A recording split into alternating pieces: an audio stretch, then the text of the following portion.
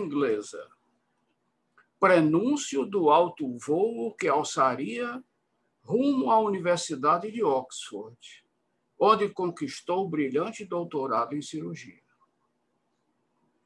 Em plagas inglesas, aprofundou conhecimento nas áreas de nutrologia e nutrição terapêutica. Seu vivo interesse por esse fundamental ramo da medicina suplantou a atividade em cirurgia, de quem sabiamente se divorciou em favor da nova especialidade. Ingressou na carreira universitária, prestando inegável e decisiva contribuição para a instalação dos cursos de mestrado e doutorado do Departamento de Cirurgia. Galgou o cume da atividade acadêmica, alcançando com justiça o honroso posto de professor titular da Faculdade Federal de Medicina. Homem de horizontes largos, aderiu à aeronáutica e, recentemente, iniciou uma promissora carreira de cantor lírico. A Academia Cearense de Medicina regozija-se em tê-lo entre seus pares. Mas coloquemos termos nesta pálida apresentação e deixemo-lo falar, ele que é homem de Oxford. Boa noite.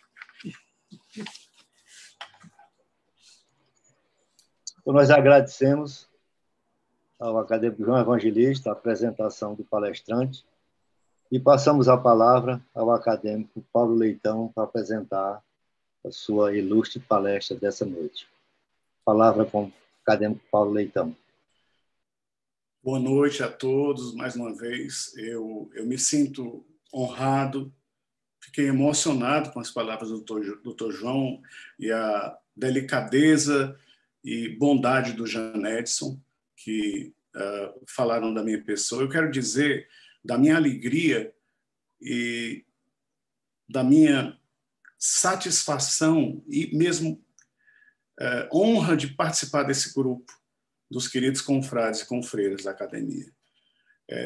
Para mim é uma honra e uma oportunidade única de vida poder compartilhar com todos vocês de muitos momentos maravilhosos, não só nas atividades formais, mas também nas atividades informais, quando a gente se encontra.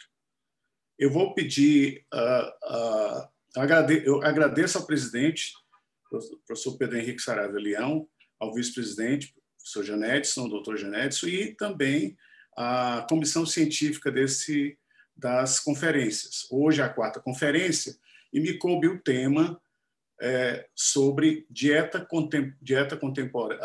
ocidental e o impacto dessa dieta ocidental sobre as doenças contemporâneas. Eu vou tentar compartilhar a tela agora.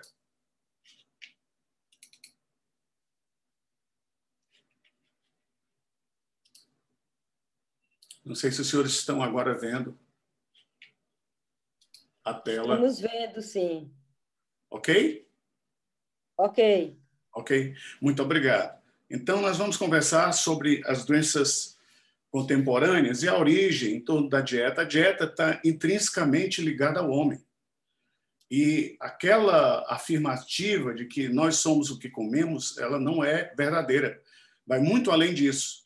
Nós evoluímos enquanto espécie Homo sapiens, como comemos, desde os coletadores-caçadores até a pandemia de obesidade hoje contemporânea, passando pela uma dieta rica em proteína, o desenvolvimento do cérebro, a revolução neolítica industrial, e somos o que comemos porque nosso fenótipo é determinado também pelo que comemos e a quantidade de alimentos e a qualidade de alimentos que portamos.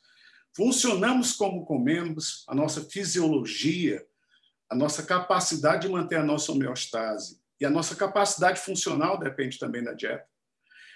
Nós envelhecemos como comemos na medida que o envelhecer significa não só o relógio biológico celular, mas o quanto que as células são submetidas ao estresse oxidativo, e a inflamação. Nós todos temos uma inflamação subclínica chamada inflamação silenciosa.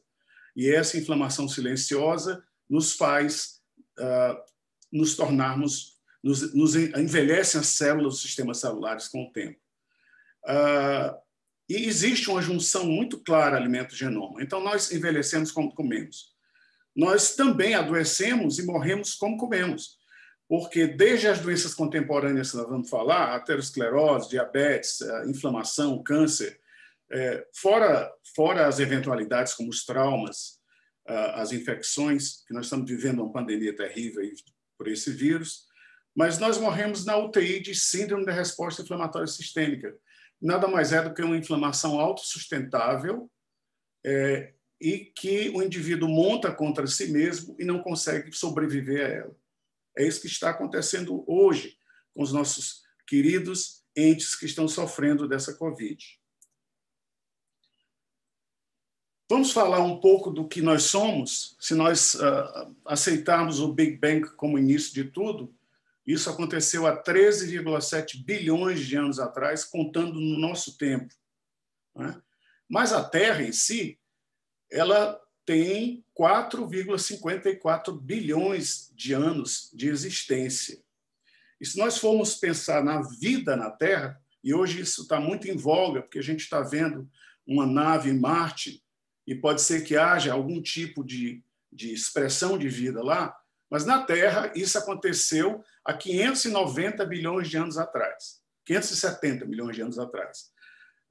Vocês veem aí nessa espiral, esse caracol, e aí no período cambriano é que aparecem os primeiros seres unicelulares, e vocês veem todo ao redor do caracol, aí, todas as épocas, e o homem aparece, então, na última época, no período quaternário, a partir do período pleistocênico, da época pleistocênica, e hoje nós estamos na holocênica, ou seja, coisa de 2,5 milhões de anos atrás. Os antecessores do homem, os ascendentes, porque o Homo sapiens mesmo chegou agora.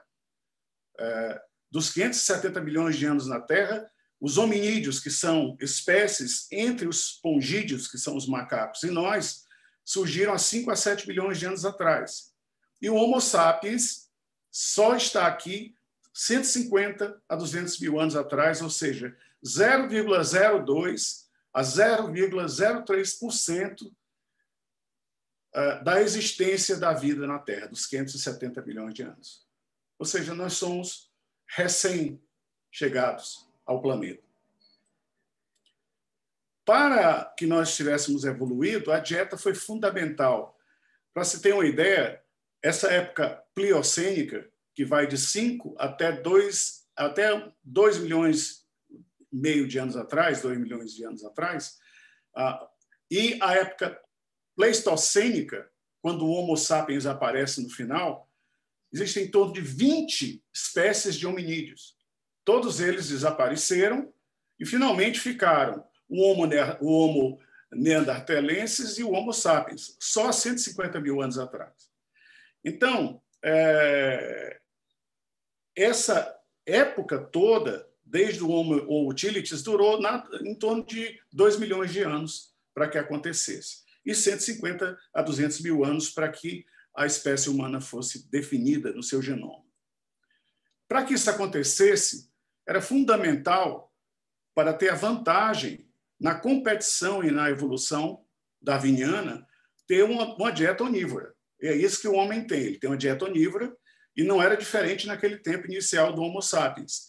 Não havia uma dieta universal. A dieta era a que se fazia presente na variedade de nichos, estações climáticas, época de seca, época de cheia, a questão geográfica, onde estava a tribo, porque o homem era nômade, então ele viajava, e então a disponibilidade de alimento era de forma extrativista, no momento, no nicho geográfico e no nicho climático existentes. Mas, desde das tribos coletadoras, caçadoras nômades do Homo sapiens, até a revolução da agricultura, a revolução neolítica, passaram-se em torno de 4.660 gerações de 30 anos. Ou seja, um período extremamente estável, do ponto de vista de modificações no genoma. Então, o genoma do homem é o mesmo. O nosso genoma se mantém estável, nesse ambiente estável. E isso são 4.666 gerações de coletadores ou coletores caçadores, tribos nômades. Muito bem. Aí aparece a primeira grande tecnologia na vida do homem, que é o domínio do fogo. E o domínio do fogo ele foi essencial para que o cérebro humano crescesse. Porque a partir do domínio do fogo houve a possibilidade do acesso ao alimento animal, à proteína animal. Então, vejam a diferença do tamanho dos crânios do Australopithecus, Homo habilis, Homo erectus, Homo sapiens, neanderthalis, o neandertalense, e o Homo sapiens, sapiens somos nós. Quer dizer, existe uma progressão muito grande no crescimento cerebral. E isso aconteceu em função da qualidade da dieta. Mais uma vez, a dieta contribui, inclusive, para o desenvolvimento cerebral. Esse crescimento cerebral do Homo sapiens não se ateve somente ao Homo sapiens. Desde a dieta animal aumentou depois do domínio do fogo em torno de 2 milhões e meio de anos atrás, na época pleistocênica. Todos esses hominídeos se beneficiaram do fogo. E existe uma teoria nova também que acha que há dois motivos. A questão do fogo, de poder manter os alimentos mais tempos caçados. Por isso é que nós temos vesícula biliar, porque a gente tinha que ter uma lauda refeição quando tínhamos uma presa. E, no início, as presas eram gigantes. Havia, né, na época pliocênica, muitos animais grandes que eram caçados. Uma outra hipótese, que além da questão da ingestão animal da dieta, é que o homem passou a ter que caçar, na época pleistocênica, animais pequenos. Então, ele tinha que ter maior capacidade de visão, de percepção, de mobilidade. Isso tudo requeria muito do cérebro. E pode ter sido um casamento entre a demanda cerebral, fisiológica, de trabalho, e a disponibilidade de dieta animal.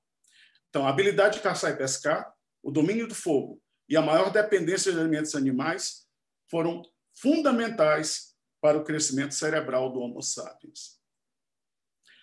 Essa hipótese, porque o cérebro é um órgão extremamente dispendioso do ponto de vista calórico, ele pesa pouco mais de 2% do peso, mas ele, em repouso, ele utiliza 20% da taxa energética basal da gente, 20%. Então, o que é que houve? Do chimpanzé, que é o nosso parente mais próximo pongídeo, aos hominídeos, como o Australopithecus e o homem moderno, vocês veem a diferença de redução do tamanho do intestino e o aumento do tamanho do cérebro. Houve uma troca, ou seja, dois órgãos que são extremamente energéticos, que gastam muita energia, trocou-se um intestino muito grande, que podia comer alimentação fibrosa, herbívora, por um intestino menor, que não há necessidade, quando não existe mais necessidade de se comer tanto alimento a partir rico em celulose. Então, por isso é que houve, então, com o aumento da qualidade da dieta animal, aumento da densidade calórica, houve a redução da dieta fibrosa e não houve mais necessidade de existir um intestino gigante, um colo gigante. Então, por isso é que houve essa troca. Houve uma migração, uma troca de redução do tamanho dos intestinos para o aumento do cérebro. Tanto é verdade que é muito interessante esse diapositivo, porque se nós compararmos um homem de 60 quilos com um primata de 65 quilos, também o mesmo peso, a gente vê que o cérebro humano tem, em média, um peso de 1.352 gramas. E o cérebro do primata, 384 gramas. Então, houve um aumento no período pleistocênico em torno de mais de 4 vezes de aumento cerebral, do tamanho cerebral. Enquanto que o intestino, houve uma redução do tamanho do intestino muito grande também. Os outros órgãos principais, as vísceras, fígado, rim, coração, e o próprio coração, rins, são do mesmo tamanho, da mesma proporção do que nos pongídeos. Portanto, houve realmente essa troca entre cérebro e intestino. E, graças a isso, a gente tem um cérebro privilegiado. No período pleistocênico, que data de 2,5 milhões de anos atrás, ocorreu a segunda tecnologia além do fogo, que é a tecnologia lítica. O homem passa a usar instrumentos de corte feitos a partir de pedra. E aí vocês veem os vários instrumentos de corte aqui, né, guardados na Etiópia, e aqui tem um cérebro de um animal sendo quebrado. Por que quebrar o cérebro do animal? Porque tudo era aproveitado. E o cérebro é um órgão riquíssimo do ponto de vista nutricional, porque ele é rico em ácidos graxos ômega 3, principalmente do DHA, que é o ácido graxo fundamental para o desenvolvimento neurológico. Portanto, comer DHA significava, o homem não sabia disso, mas significava ter um aporte de ácidos graxos ômega 3 importante, que tem uma ação, inclusive, anti-inflamatória. Esse osso longo aqui sendo quebrado no meio, é um fêmur, ele é rico em tutano. E as nossas mães diziam assim, olha, coma tutano, que é forte e tal. De que é feito o tutano? Que é nada mais do que a medula óssea. Ele é riquíssimo em ácidos graxos ômega 9. Então, é como se você estivesse tomando um azeite. Comer tutano é como se fosse você tomar um pouco de azeite. É rico em ômega 9, portanto, era interessante. E aqui um grande animal, aí sendo cortado, mas o mais importante é que esse alimento era consumido de forma muito natural. Não existia processamento, salvo fogo. E mais na frente, aqui é coisa de 20 mil anos atrás, mais recentemente, a tribo mais antiga conhecida do Homo sapiens é a tribo Kun, Kun-San. Eles habitam ali a África Austral, ali ao lado do deserto de Kalahari, na África. Ainda hoje eles existem. Essas fotos são de 1968, de um grupo da Universidade de Harvard. E a gente vê aqui duas atividades importantes das tribos coletadoras caçadoras. As mulheres coletando, no cesto da mulher Kung se vê melões tama, são melões naturais, encontrados na África, frutos vermelhos da grevia robusta, que são esses vermelhinhos aí. Aí um animal, pequeno animal, uma tartaruga, também era coletado, uma pequena tartaruga. E raízes. Então, isso compunha a cesta básica aí das mulheres coletadoras caçadoras naquele dia, porque dependia da disponibilidade de tempo, climática e sítio geográfico.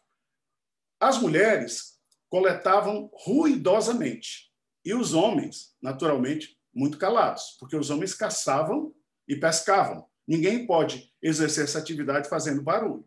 Só que os homens terminavam de caçar e pescar e ficavam sentados enquanto as mulheres iam preparar o alimento que elas tinham coletado. Então, os homens ali, muito quietinhos, eles só tinham a ação mesmo de caçar e pescar. Acredita-se que a visão da mulher, o campo de visão é maior porque ela ficava vigiando a prole. Então, ela tinha que fazer esse trabalho de vigiar de predadores. Por isso que a mulher tem um campo de visão maior. E o homem tem uma noção maior de profundidade cerebral porque ele utilizava a lança para pescar. Da África, o homem migrou para a Europa e há 1,8 milhões de anos atrás, 800 mil anos atrás, 1,9 milhões de anos atrás, e com isso ele encontrou o frio. Se ele tinha mais frio, ele tinha mais dependência de alimento animal, maior dependência da proteína animal, porque ele não tinha proteína vegetal, principalmente do inverno. Outra coisa interessante é o que é saudável. Quais são as sociedades coletadoras caçadoras? Aqui tem um trabalho em 229 sociedades dessas sociedades, só 13% aqui, à esquerda, elas dependem de dieta vegetal. A maioria das sociedades dependem mais de dieta animal, 58%. E o que é mais interessante aqui é, nas sociedades vegetais, que usam como base a dieta vegetal, não existe nenhuma sociedade que use 100% de dieta vegetal. Me desculpem os veganos, mas a vitamina B12 só existe na carne vermelha. E deficiência de B12 leva à demência e à morte. Então, nenhuma sociedade consegue viver só de alimento vegetal. Precisa. Já o esquimó pode, do lado direito aqui. Tem sociedades que só vivem de alimentos animais. No caso dos esquimós, que não tem outra opção de alimento a não ser praticamente a pesca e a caça de animais como focas, etc. Portanto, lembrar aos veganos que, se pretendem seguir essa tendência, tem que ter muito cuidado com os níveis de vitamina B12. Então, a dieta ancestral tem uma pirâmide, que é mais ou menos essa. Vocês terem uma ideia da dependência animal, 56 a 64 calorias, por cento das calorias ingeridas ao dia vinham da carne, do peixe e das aves. Ou seja, da caça, da pesca, da caça e da pesca, basicamente. Os vegetais eram 17 a 22% das calorias. E as frutas também 17 a 22% das calorias. Essa era a dieta básica durante 4.666 gerações. 140 mil homens, 1000 anos de Homo sapiens. Então, essa seria a dieta padrão do Homo sapiens nômade que vive em tribos. E seria mais adaptável ao nosso perfil genético, ao nosso genoma. Aí o que é que aconteceu?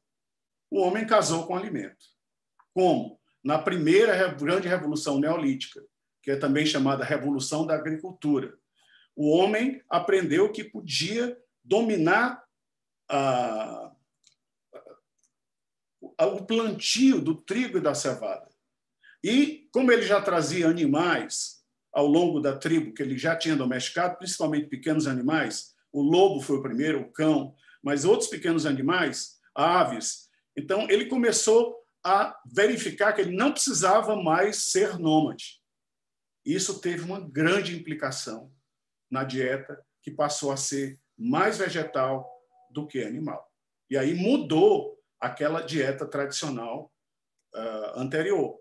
E ele passa a ter mais alimentos vegetais, passa a ter pão a partir do trigo, cerveja a partir da cevada. E começa a se organizar em pequenas aldeias aqui à esquerda, ou até grandes aldeias. Essa aqui é uma reconstituição de uma aldeia chamada Çatalhöyük, que era na Anatólia, na época, que hoje é a Turquia, há 6.700 anos antes de Cristo. Eram casas que não tinham portas, provavelmente eles usavam escadas para subir, não havia ruas, as casas eram emendadas, próximo a um rio, naturalmente, para ter acesso à água, mas imaginem o nível de sanitário dessas pessoas sem existir água e sem existir nenhum sistema de esgoto, de drenagem, nada disso. Então, acredita-se que uma das maneiras que as pessoas tinham para ter segurança alimentar era beber cerveja, porque a cerveja sofria o processo de fermentação e você poderia, então, ter mais álcool nela e aí o homem descobriu o álcool aí já em torno de 7.000 anos antes de Cristo, né? Vamos lá. 7.000 anos atrás, o álcool. A cerveja esse tempo todo. Então, o que aconteceu com a Revolução da Agricultura? O homem casou com o alimento e deixou de ser nômade, passou a ser sedentário. Formou-se aldeias, depois cidades. E aquele ambiente estável de 4.660 gerações acabou. Mudou a dieta, uma dieta em discordância com a dieta tradicional. E essa discordância só aconteceu em 340 gerações. Ou seja, o Raul Gil já dizia que há 10.000 anos atrás, foram 10.000 anos a Revolução da Agricultura. Então, nesses 10.000 anos, são 340 gerações de 30 anos. E aí você tem o quê? 333 gerações. Você tem o quê? Você tem uma pressão no sentido de, pela mudança da dieta, talvez mudar o genoma ou mudar o próprio animal, a espécie, né? Tem impacto sobre a espécie. Lembrar que a Revolução Industrial, que nós vamos falar há pouco, só tem 200 anos, 200 e poucos anos, 7 gerações de 30 anos. E também teve um impacto terrível, assim, grande, sobre a dieta. Vamos, então, para o impacto do período neolítico, da Revolução da Agricultura. Primeiro, o homem domesticou os pequenos animais. Ele não ia domesticar búfalos, domesticou ovelhas, cabras, vacas, descobriu o trigo e a cevada, isso há 10 mil anos atrás, né? O pão e a cerveja, então. E a primeira evidência de produção leiteira mesmo, que o homem passou a beber leite do animal que ele domesticava, em torno de 9 mil anos atrás. Vinho e cerveja mesmo, difundidamente, há 7 mil anos atrás. E aí vem aí com o vinho e a cerveja a alegria, né? A alegria ou para esquecer as mágoas, enfim. As primeiras minas de sal são de 6 mil anos atrás. E aqui começa a primeira doença contemporânea. Com o aumento da ingestão de sal, o homem passa a ter um desequilíbrio na bomba sódio-potássio e passa a desenvolver a hipertensão arterial sistêmica. Pelo menos o início da possibilidade de ter hipertensão arterial sistêmica. Tanto é que se você reduzir para 3 gramas dia, que é o recomendado, você consegue controlar a hipertensão. Então, essas primeiras minas de sal são a primeira doença contemporânea a partir da Revolução Neolítica. E a sacarose, os portugueses fizeram o favor de trazer da Índia. A Índia usava muita sacarose, mas só a Índia. E os portugueses, com a descoberta do caminho das Índias, a partir de 1500, a sacarose a Índia já usava há 3 mil anos atrás, 2.500 anos atrás. Os portugueses introduziram a sacarose, que é o açúcar, na Europa, e com ela introduziram a oportunidade de ter o quê? Uma ingestão de um açúcar de alto impacto glicêmico. E aí vem a segunda doença contemporânea, que são a síndrome metabólica e o diabetes tipo 2. Nascem aqui com a introdução da sacarose na dieta, ou seja, a ingestão de açúcares de alto impacto glicêmico. Essa discordância evolucionária trouxe, então, essas doenças da civilização, da revolução, tanto a revolução neolítica quanto a revolução industrial, que só tem 7 gerações. A obesidade é mais recente, pelo excesso de oferta de alimentos, síndrome metabólica, diabetes tipo 2, hipertensão, doença cardiovascular, doença vascular cerebral, que é a primeira causa de morte hoje, até hoje, é a primeira causa de morte. E o próprio câncer, que não deixa de ser uma questão de possibilidade de mutações. A Revolução Industrial ainda processou mais os alimentos. Os alimentos passaram a ser muito mais processados. Começou na Inglaterra, há 200 anos atrás, muito importante para o desenvolvimento dos meios de transporte. Aqui uma vaca Jersey que foi, ainda hoje, o boi é vendido, a carne, quem controla é o mercado de Los Angeles, na base da arroba. Então, essa vaquinha pequenininha era muito pesada, riquíssima em gordura, que era, então, tinha valor por cabeça, por arroba, por cada animal. Mas aí o leite foi processado, hoje nós temos leites muito seguros, e leites também que podem ser acondicionados por mais tempo, até fora da geladeira. No caso do leite esterilizado por UHT, temperatura ultra alta, né? 137 graus por 5 segundos. Enfim, o leite longa-vida. Isso tudo trouxe vantagens, por exemplo, segurança alimentar, e desvantagens. O alimento ficou mais longe do alimento natural. Ficou um alimento mais processado. Quanto mais processado, menos micronutrientes. A história do homem, acredita-se que no tempo de Cristo, no tempo zero, existia em torno de 300 bilhões de pessoas no planeta. Hoje, são 7 bilhões, né? 7 bilhões, e a tendência é que em 2050 a gente passe a ter 9 bilhões. Mas esse crescimento exponencial veio com mais cabeças pensantes, mais desenvolvimentos, vem o início da Revolução Industrial aqui, a segunda fase da Revolução da Agricultura, ferrovias com a Revolução Industrial, teoria microbiana de Pasteur, invenção da eletrificação por telefone, o automóvel, o avião, a penicilina em 50, metade do século passado, guerra contra a malária que não foi vencida, descoberta do DNA, computadores, energia nuclear, o homem foi para a Lua em 69, os computadores portáteis, o projeto Genoma, que foi em 2000, que a gente conseguiu elucidar o nosso genoma, e o próprio DNA sintético. E hoje o homem está indo já para Marte. Então, a tendência é que quanto mais cabeças pensantes, mais conhecimento. A importância de um país ter doutores é porque eles conhecem o método científico e conseguem, de forma mais sistemática, produzir conhecimento novo que vai agregando pequenos tijolos à humanidade para esses avanços ocorrerem. A dieta ocidental também sofreu grande mudança com a Revolução Industrial. Quais são as mudanças? Primeiro, em 1798, a sacarose era usada no mundo inteiro. Então, você tem aí um carboidrato de alto impacto glicêmico gerando síndrome metabólica e diabetes tipo 2. As carnes produzidas em criações, a partir de 1858, e aí tem um detalhe, a carne brasileira é muito mais saudável, que o gado é solto. Os americanos usam carnes produzidas em criações de gado confinado. Esse gado confinado come milho, que é a ração mais barata nos Estados Unidos, e eles são muito obesos, têm muita gordura saturada, que é muito ruim para todos nós e gera câncer.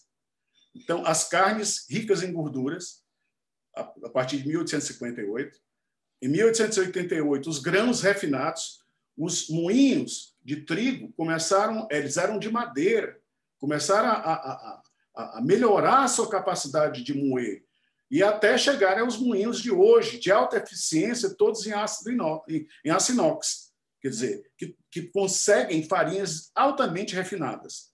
Quanto mais refinado o grão de farinha, menos micronutrientes ele contém. Ele tem calorias, mas não tem micronutrientes. Aí vem a revolução dos óleos vegetais. Eu era criança, me lembro que tinha o óleo Pajeú, que era um óleo de soja brasileiro, que não tinha um cheiro muito bom, mas é um óleo saudável. E os americanos lançaram naquela época o óleo Mazola, que era o óleo de milho. O óleo de milho é um óleo muito bom, mas ele é extremamente pró-inflamatório. Ele é rico em ômega 6. Ele gera mais inflamação. E o fato é que, comparado à dieta ancestral, a quantidade de óleos vegetais refinados passou a ser muito grande na dieta, até em excesso. E a qualidade desses óleos pode ter sido mais pró-inflamatória do que anti-inflamatória. Os óleos hidrogenados deram muito problema, porque trouxeram as gorduras trans, que hoje já não existem mais, felizmente já se consegue uma maneira de tornar a gordura sólida sem ter a gordura ruim. E os americanos, agora, em 1978, eles aderiram, porque eles não queriam importar açúcar de cana-de-açúcar. Então, eles descobriram que o milho, que é o produto mais subsidiado nos Estados Unidos, podia gerar açúcar. Que é açúcar? O xarope de milho refinado, rico em frutose. Então, todo o açúcar americano de doces, de tudo, é do xarope de milho rico em frutose. E o que é que esse xarope de milho é? Nada mais do que 2 moléculas de glicose. É extremamente também um açúcar de alto impacto glicêmico que gera diabetes tipo 2. Então, aí vem as doenças em relação à carne rica em gordura. A ingestão de gordura saturada leva a câncer e os óleos vegetais geram mais inflamação e os grãos refinados são menos nutritivos. Vocês terem uma ideia dos alimentos que a gente come hoje. Todos foram desenvolvidos na época da Revolução Industrial. Muitos deles. Por exemplo, a barra de chocolate Hershey's, que ainda hoje tem no supermercado, 1900. A Pepsi Cola surgiu depois da Coca-Cola, mas enquanto empresa, a Coca-Cola foi anterior, mas enquanto empresa mesmo, corporação, a Pepsi foi a primeira. A Corn Flakes, que os americanos e os europeus usam muito no café da manhã, que são flocos de milho, 1906. Crisco, que é uma espécie de biscoito. O biscoito recheado, Oreo, são 2 biscoitos com a camada de doce no meio, 1913. Pão de forma, vocês lembram que o pão de forma, no início, ele era integral. Depois começou a ser o pão de forma branco. Olha, como é muito mais delicioso. Depois, o pão de forma branco sem as bordas. Cortavam as bordas. Então, era um pão muito melhor, porque você nem tinha que cortar aquela bordazinha do pão. Então, pão de forma refinado, em 1921. Cereais de arroz, em 28. As batatas de milho, em 32. Chocolates M&M, em 41. Flocos de milho açucarados, em 52. E as batatas Pringles, em 69. Chocolate M&M, mais açúcar. Hoje, mais xarope de milho refinado. E batatas Pringles, sal, contribuindo para a hipertensão. Os donos das batatas Pringles tentaram várias vezes lançar batatas com baixo teor de sódio e não conseguiram emplacar no mercado. As crianças gostavam da batata salgada. Então, hoje, isso aqui é a dieta americana, não é a nossa. 70% da energia obtida da dieta ocidental americana não são conhecidos naquela pirâmide alimentar ancestral que a gente falou. Então, hoje, são pães, cereais, arroz e pasta, derivados do leite, sal adicionado à comida. Hoje tem lei em São Paulo. Em São Paulo, o restaurante não pode mais colocar o saleiro. Você não pode adicionar sal mais na comida. Exatamente para evitar o excesso de sal. Óleos vegetais em excesso, açúcares refinados em excesso, né? E as carnes gordurosas, vocês têm uma ideia aqui da carne nossa bovina, tudo que está branco aí é gordura, e elas são ricas em gordura saturada. E o próprio álcool, aqui tem uma ilustração de um vinho, quer dizer, que é muito energético. Cada grama de álcool gera 8 calorias. Ou seja, a dieta ocidental ocorreu uma subversão da dieta tradicional ancestral. Pra vocês terem uma ideia, a dieta ancestral é só o pico, o cume da pirâmide aqui em Salmão. Toda a base da pirâmide é nova, a partir da revolução da agricultura e da revolução industrial. Então, nós hoje, o americano come 18% de calorias de açúcares refinados, que é horrível, pão, 24% das calorias, mas a maioria é pão refinado, que é pior, porque tem um impacto glicêmico altíssimo. O Brasil é a mesma coisa. Produtos lácteos, 11%, óleos vegetais refinados, 18%. Carnes e peixes, que eram 54%, passaram para 16%. Vegetais e frutas, que eram 22%, 9%. Nozes e sementes e outros 4%, que eram também 22%, raízes. Então, essa pirâmide, esse padrão de alimentação do homem sediado em cidades, né, sedentário, ela é extremamente danosa do ponto de vista, vamos dizer assim, de trazer todas essas doenças contemporâneas ou a possibilidade de nutri-las também. Quais seriam os principais impactos da dieta ocidental? Rapidamente, para a gente não demorar demais.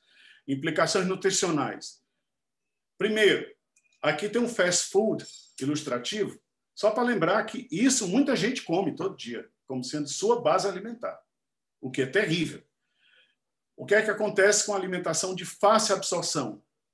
Você tem elevação do impacto glicêmico, desequilíbrio dos ácidos graxos, proporção inadequada de macronutrientes, redução da densidade dos micronutrientes, desequilíbrio do sistema ácido base, muda a relação da bomba sódio-potássio e reduz o conteúdo de fibras dietéticas, que é muito ruim para o funcionamento do intestino grosso. Esses desequilíbrios são fatores subjacentes importantes a essas dietas crônico-degenerativas, também dietas não infecciosas ou dietas contemporâneas. Diabetes, doença vascular, primeira causa de morte, hipertensão e câncer. Vamos agora de um por um, impacto glicêmico. A gente tem aqui 3 níveis de impacto glicêmico, baixo, moderado e o alto. Por sorte nossa, nós brasileiros, comemos na nossa base da pirâmide arroz e feijão. E o arroz, ele tem um impacto glicêmico moderado, de 40 a 60 o impacto. Enquanto que o arroz é 46, o arroz branco é 58, né? E o feijão preto, é baixo impacto glicêmico, aqui na esquerda. É só 30 o impacto glicêmico dele. Ou seja, com isso, a nossa dieta, a base da nossa dieta não é hiperglicêmica. Agora, amendoim, soja, cereja, feijão preto, fettuccine para o meu amigo Roberto, espaguete, pera, maçã, são baixo impacto glicêmico. Já pêssego, laranja, macarrão, uva, cenoura. A banana tem um impacto glicêmico mediano, é uma fruta maravilhosa porque é alcalina. E pizza, sorvete, passas, a própria sopa do feijão, que não o grão, abacaxi, croissant, pirê de batata que a gente dá às crianças, certo? Melancia, abóbora, waffles. A melancia, se você quer ter uma hiperglicemia, é só comer uma fatia de melancia. Ela tem tantos pequenos oligosacarídeos que a sua glicemia vai para o céu comendo um pedaço de melancia. Cornflakes também. Então, são os alimentos de alto impacto glicêmico. E desses eu destaco a questão do pirê de batata, que é muito popular no prato do brasileiro. Alimentos com elevadas impacto glicêmico, eles geram resistência insulínica, síndrome metabólica, diabetes tipo 2, doença coronariana, dislipidemia. A dislipidemia ocorre também por excesso de carboidrato. Obesidade, por excesso de calorias, e a própria gota acontece em função das elevadas ingestões de carboidratos de alto impacto glicêmico. Desequilíbrio ácido-base. Se nós formos pensar, a grande maioria dos alimentos geram ácidos no nosso corpo, ao serem metabolizados.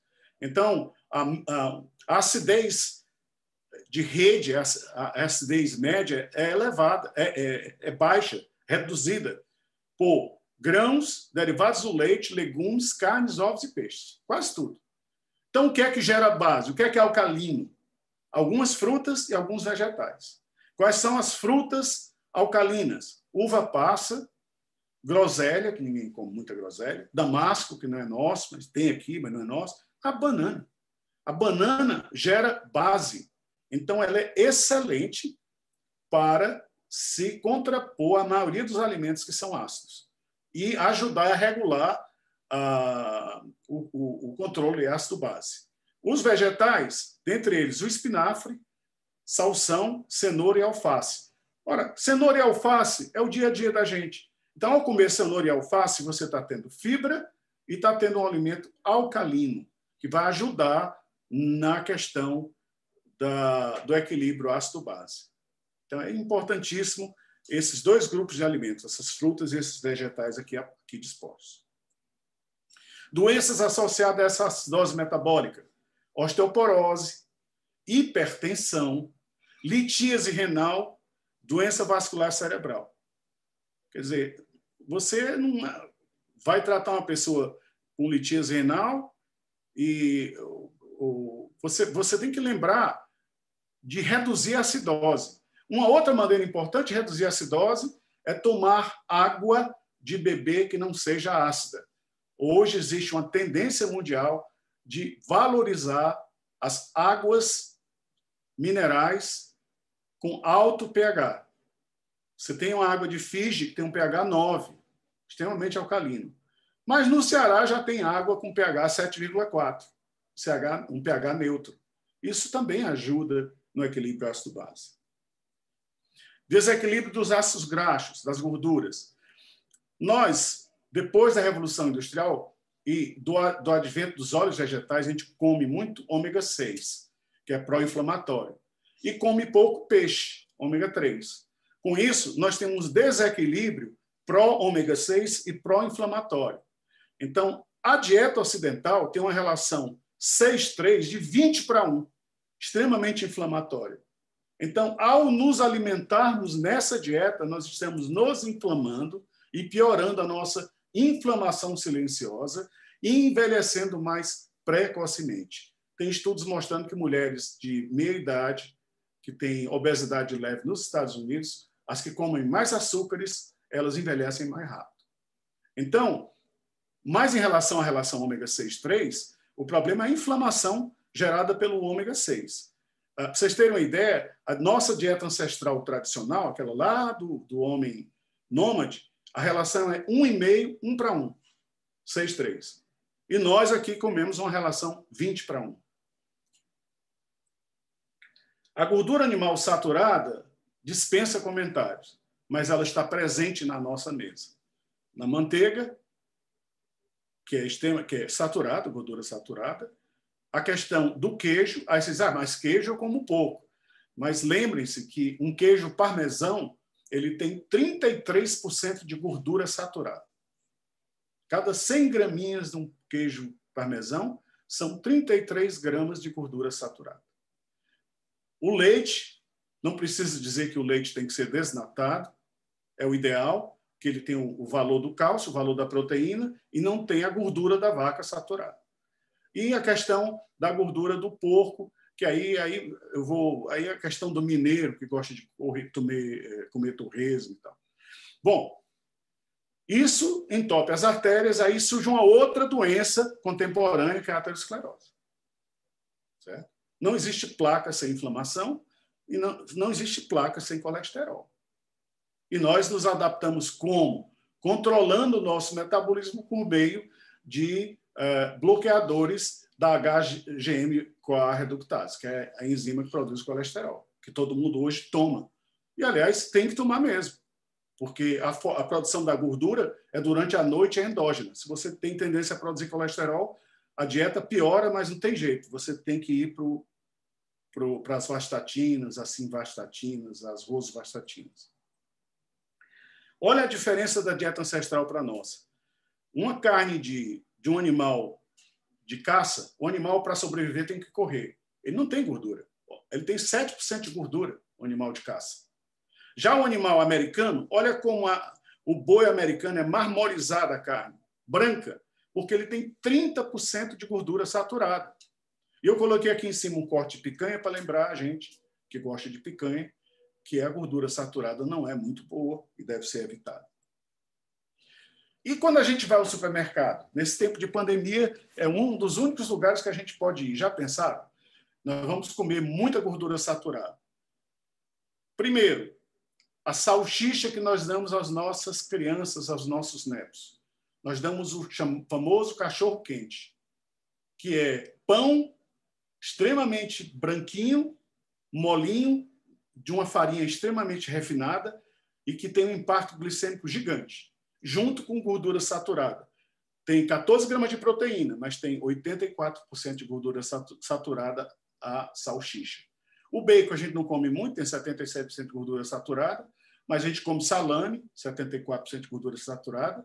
A gente gosta de ir nos restaurantes aí que tem aí, australianos, Outback, comer costela, 72% de gordura saturada, ou a gente vai no restaurante e pede um T-bone, que é um corte americano, legal e tal, 68% de gordura saturada, e por incrível que pareça, a carne de terceira, que é moída, como ela é de terceira, ela não tem muita gordura, ela tem 64% de gordura só, a carne moída. Então, do ponto de vista de conteúdo de gordura saturada, ela é a melhor. A gordura trans aconteceu para a questão de tentar transformar um óleo vegetal em gordura, que líquido em gordura sólida, pelo processo de hidrogenação.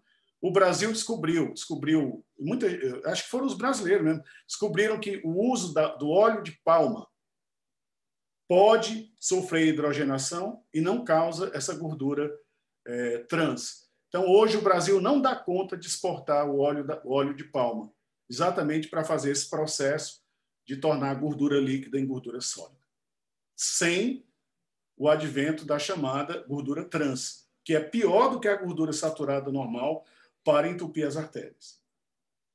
Redução da densidade dos micronutrientes, a questão dos moinhos. Os moinhos são altamente modernos, eficientes, de aço inox. Mas olha só, farinha de trigo integral, em vermelho. Em verde, a farinha de trigo branca, quanto mais refinada. Olha a quantidade de vitaminas que perde. 20% de vitamina só, biotina, 17 B6, 2% de vitamina E, o folato cai para 25%, vitamina B3, 20, B2, 33, B1, 18, ácido pantotênico 50 e a vitamina K 24. No que diz respeito aos minerais, cai metade do cálcio, 33% só de crômio, de cobre, ferro, manganês, magnésio, 10% só o magnésio, o selênio cai também, o zinco cai e o potássio cai. Ou seja, você come um pão muito refinado, gostoso, que aumenta a sua glicemia, mas não tem as vitaminas e os minerais que tem o pão integral. Então, a resposta é muito simples. Temos que comer pão integral, porque eles são mais ricos em micronutrientes, ok? E tem um impacto glicêmico reduzido por conta das fibras contidas nele. Então, você tem redução do impacto glicêmico e melhora no aporte de vitaminas e minerais, de micronutrientes, portanto. Redução do conteúdo de fibra. É exatamente o pão. A dieta americana, 24% das calorias, ou seja, 1/4 das calorias dia das pessoas, vem do pão. Mas não pensa que é o pão refinado, não. Só 15% é pão refinado. 85% é pão branco. Que acontece a mesma coisa no Brasil. Nós comemos muito pão branco. E além dos docinhos e bolinhos e etc. Mas eu chamo a atenção aqui para o nosso pão francês, nosso carioquinho aqui, que é um pão branco refinado, de alto impacto glicêmico. E que é a base da alimentação do brasileiro. Como é que a gente consegue fibra? Só com pão integral? Não. As fibras a gente encontra muito mais, não só nos cereais integrais, mas nas frutas. E nós temos muitas frutas que nos provêm muita fibra de qualidade, e os vegetais sem amido. Por exemplo, cenoura, abóbora, nabo, chuchu, vagem, quiabo, todas as folhas verdes, quer dizer, pimentões, berinjelas. O feijão também é riquíssimo, o grão do feijão em fibra. Enfim, no Brasil, nós não temos o problema de encontrar fibras, porque está no feijão, né? Agora, nós não comemos muito vegetal sem amido. A gente tinha que introduzir mais na nossa dieta. E introduzir mais frutas também. Nós, no Nordeste, temos uma grande vantagem de ter frutas à vontade. Proporção adequada de macronutrientes. Nós tivemos a subversão da dieta tradicional, ancestral à esquerda, para essa dieta ocidental, rica em açúcar refinado, cereais, óleos refinados, 18%, produtos do leite, né? E isso causa todas essas doenças que a gente conversou. Em resumo, a dieta do homem primitivo, ela tinha peixe, e aí tem uma vantagem no Nordeste, nas cidades da costa do Brasil, comer mais peixe, comer mais ômega 3. E aí vem uma informação importante. Ômega 3 não só é no peixe italiano, não. Eu esqueci o nome, mas tem um peixe italiano que é riquíssimo em salmão. Por exemplo, até o bacalhau tem ômega 3 e o peixe que tem mais ômega 3 por 100 gramas é a cavala, que é um peixe nosso, nas nossas costas. Então, se nós comermos cavala, tem que marinar bem, porque ela é meio seca, mas ela é extremamente saudável. É o peixe que tem mais ômega 3. E só adianta peixe rico em ômega 3, peixe de hábitat de águas profundas, que é onde eles comem a alga rica em ALA, alfa-linolênico, que transforma em DHA e EPA, que são os dois ômega 3 que estão no peixe. Então, perfil lipídico do homem primitivo era equilibrado, ômega 6 e ômega 3 de 1 para 1. No homem moderno, a revolução neolítica industrial, excesso de ingestão, obesidade. Nós temos uma pandemia de obesidade hoje. Alimentos industrialmente processados, isso vem os alérgenos, os cancerígenos juntos. Alimentos geneticamente modificados, parece não ter muito impacto. Ninguém provou o impacto disso, mas ninguém sabe. É pouco tempo que a gente tem. Mas a agroindústria, ela não vai deixar de usar os alimentos geneticamente modificados. A Embrapa é campeã nisso. Carboidratos de alto impacto glicêmico em excesso, principalmente açúcares, e pães brancos, gordura em excesso, e essa relação ômega 6 pró-inflamatória, pouco peixe, rico em ômega 3, então 20 a 30 para 1, que é extremamente inflamatório. Nós evoluímos bem do homem ancestral para nós hoje? Certamente que não. Certamente que não. Nós não evoluímos bem. E nós temos que tentar corrigir isso por meio da educação sobre a alimentação e por meio de reeducação alimentar. Nós todos os indivíduos acima de 50 anos têm que ter uma reeducação alimentar, até para ajustar o nível de calorias de gestão calórica proteica, porque o seu metabolismo cai, você não precisa comer tanto quanto no passado. Você lembrar que tem os indivíduos compulsivos por alimento, que aí não tem jeito, o sujeito é obeso a vida toda, porque ele come mais do que ele precisa. Quer dizer, a saciedade está no cérebro, não está... quer dizer, a não ser que você seja coma por compulsão. O excesso de alimentos facilmente absorvidos antes do ilho terminal fazem com que os enterohormônios do ilho terminal não sejam ativados, GLP-1 não seja produzido, não ative o pâncreas e você tem, então, a chamada resistência insulínica e tem uma baixa saciedade. Tanto é que se você comer um fast food, depois de 1 hora você está com fome. Finalizando, os países colocam suas pirâmides de alimentos.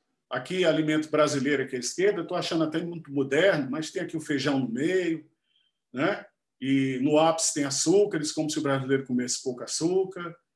Isso aqui é o que o Ministério da Saúde disse que nós deveríamos comer. A diferença da americana é que lá, como é contra e risco, cada americano escolhe o que quer comer. Mas o americano diz assim, ande, caminhe, pelo menos... não existe dieta boa sem atividade física. Os nossos genes foram desenvolvidos para o Homo sapiens tribal nômade, que andava 28 quilômetros por dia para poder garantir sua sobrevivência. Então, nós não somos desenhados para ser sedentários. Os americanos colocam escada, o Brasil coloca aqui, o Ministério da Saúde. Pratique atividade física no mínimo 30 minutos diários. E qual é o segredo da dieta mediterrânea, então? O segredo da dieta mediterrânea aqui abaixo, muita água, os grãos são todos integrais, muito vegetal, muito feijão, verduras e nozes, muitas frutas, fibra, o azeite de oliva bem no meio, ou seja, ômega 9, que é antioxidante, que é o azeite de oliva. Depois é que vem os iogurtes e queijo, aí vem o peixe, né? E a carne lá em cima bem pouquinho, ou seja, a relação 6:3 é baixa, porque tem muito peixe na dieta mediterrânea. Tá? Então, a relação ômega 6 ômega 3 é baixa, não é alta, portanto, é anti-inflamatória e tem todas essas fibras. E não é que pareça com a dieta ancestral, mas ela, pelo menos no aspecto de relação de gordura, parece sim. A relação ômega 6 ômega 3 é baixa. Tem muito ômega 3 e muito ômega 9, que é antioxidante. Nós todos temos que pensar o seguinte, temos que ter pratos coloridos. Não quer dizer prato de nutricionista, não, cheio de rúcula, de não sei o quê, e agrião. Não. É o feijão com arroz, que tem um impacto glicêmico baixo e mediano, com vegetais e com proteína. 1/3 de proteína, 1/3 de gordura e 1/3 de carboidrato é o ideal.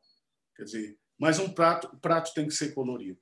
O prato tem que ser colorido. Essa é a mensagem final de hoje. Muito obrigado. Desculpem a demora.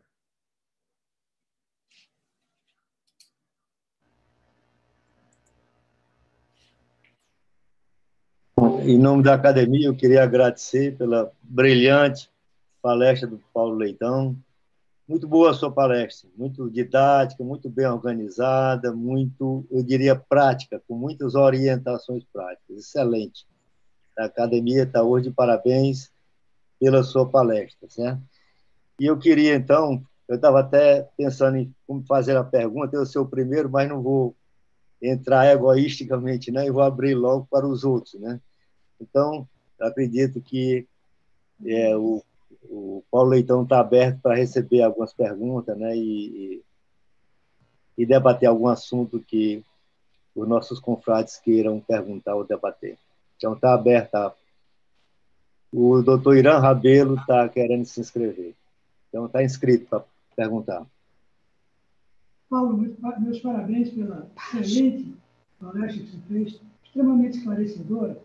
Eu tenho algumas dúvidas que remontam nos meus 50 e tantos anos de formado, particularmente nos primeiros 30, 40 anos, onde eu tenho presenciado um impacto muito avassalador da pressão mercadológica a respeito dos das substâncias que combatem os radicais livres.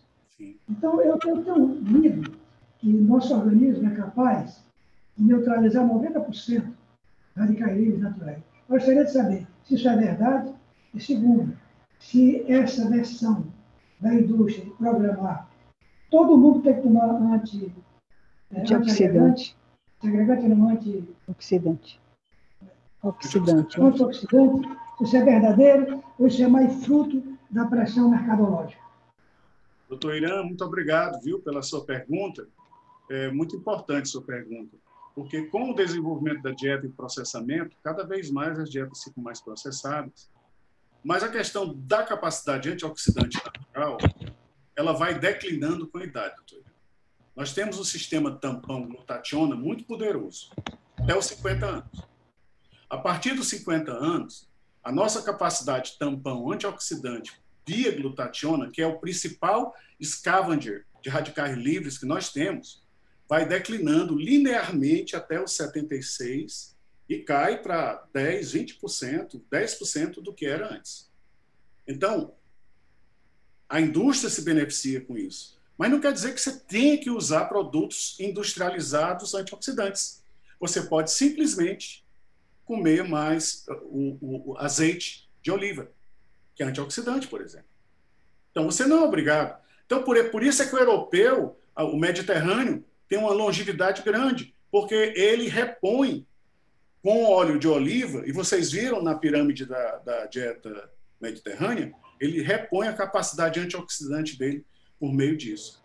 Uma dieta balanceada tem elementos antioxidantes.